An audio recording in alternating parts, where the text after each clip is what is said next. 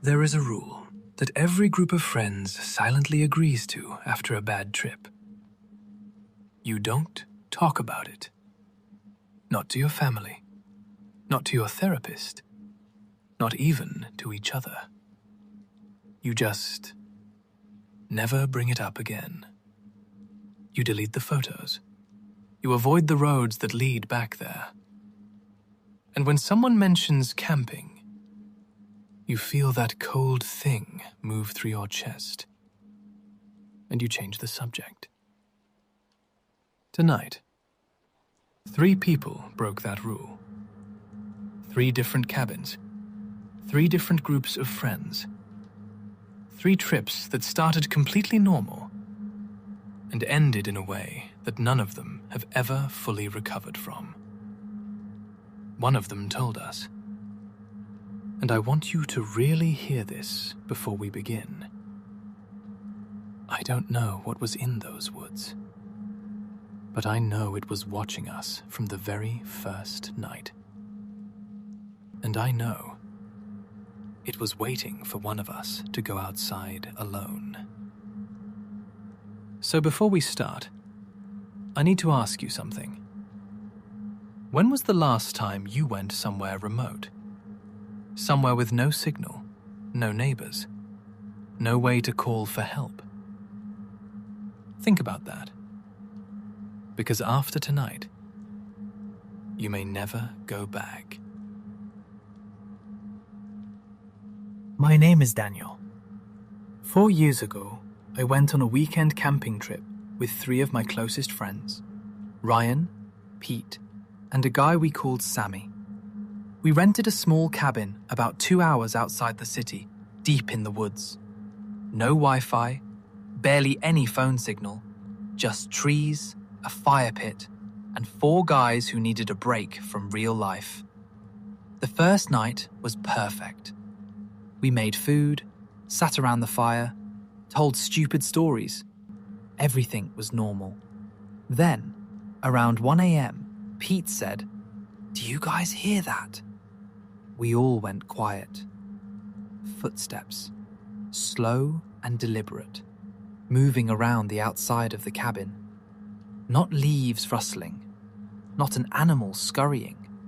Heavy, measured footsteps, like something walking on 2 legs. We looked at each other. Nobody spoke. The footsteps went all the way around the cabin, slowly, and stopped at the front door. Silence. Then they started again, around the back, around the side, around the front.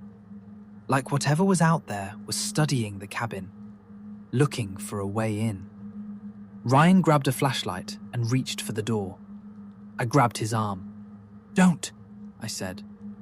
I don't know why I said it. I just knew, with absolute certainty, that he should not open that door.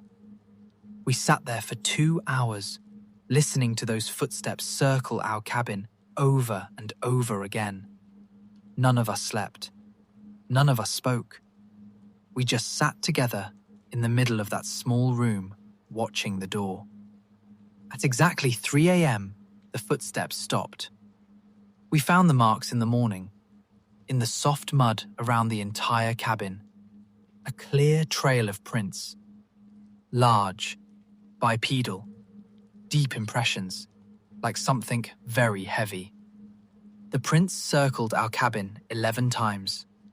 And at the front door, right on the wooden step, 3 long scratch marks carved deep into the wood, like something had been testing it. We left before sunrise. We have never gone back. And we have never, not once in 4 years, talked about what made those prints. This story was submitted by a woman named Claire. There were 5 of us. Me, my boyfriend at the time, whose name was Aaron, and 3 of our college friends, Zoe, Marcus, and Beth.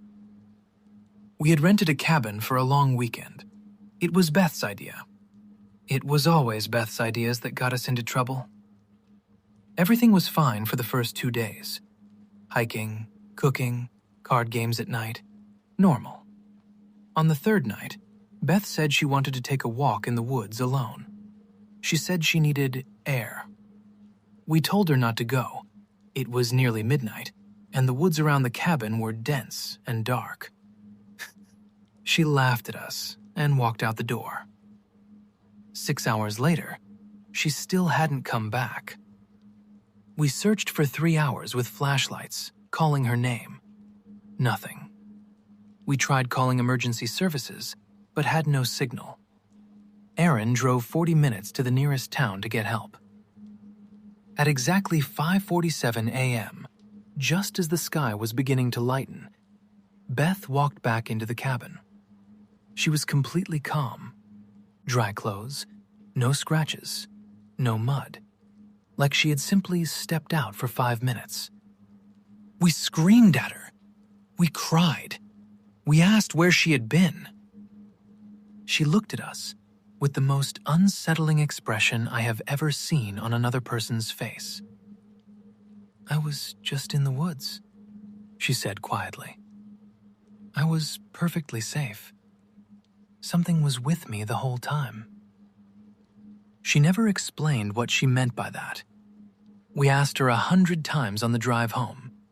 She just smiled and looked out the window. Beth is not the same person she was before that trip. Something changed in her that night. She's quieter now. She takes long walks alone at midnight. She has a new habit of standing at windows in the dark, just looking out. We don't talk about the cabin, but sometimes I catch Aaron looking at old photos from that weekend, and I can see it in his eyes. We left something in those woods. Or something followed Beth out. This final story was sent to us by a man named Victor. He says he kept what he found. He says he wishes he hadn't. 6 of us rented a cabin for a week. Remote location. No neighbors within miles. The owner told us the cabin had been in his family for decades, but hadn't been used in a few years. We didn't think anything of it.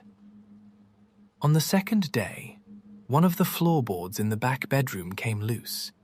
Just slightly. My friend Jason lifted it to fix it. Underneath was a notebook.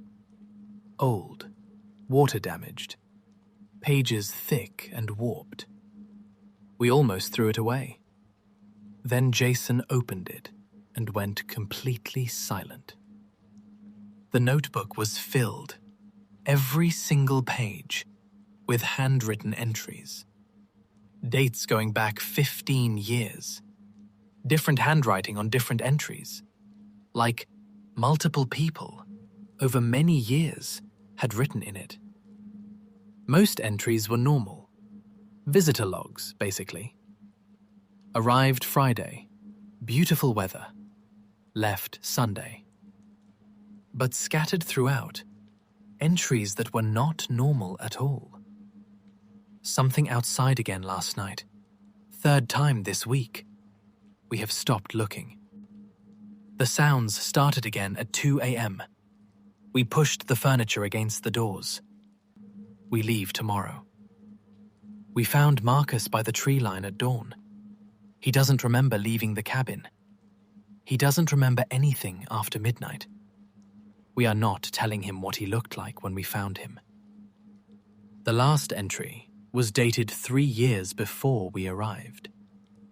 The handwriting was shaky, barely legible. It said, "If you find this, leave before the 3rd night." We didn't. We lost someone. The woods give back what they take, but it isn't the same when it comes back.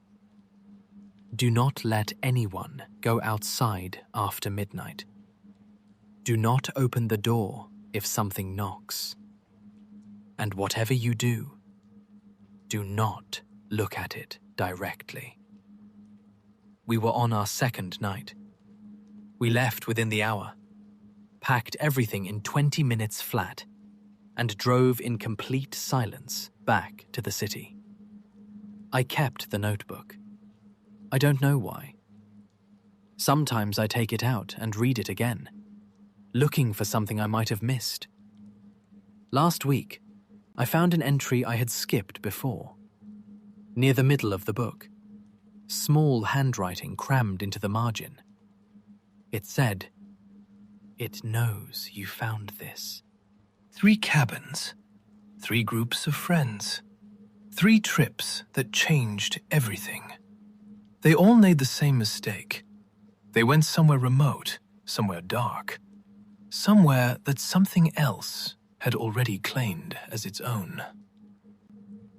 And now, they don't talk about it. Thank you for spending your night with Nightfall Voices. If tonight's stories got under your skin, subscribe, hit the bell, and tell us in the comments. Have you ever experienced something terrifying on a trip you never talked about? Stay close to the light out there, and good night.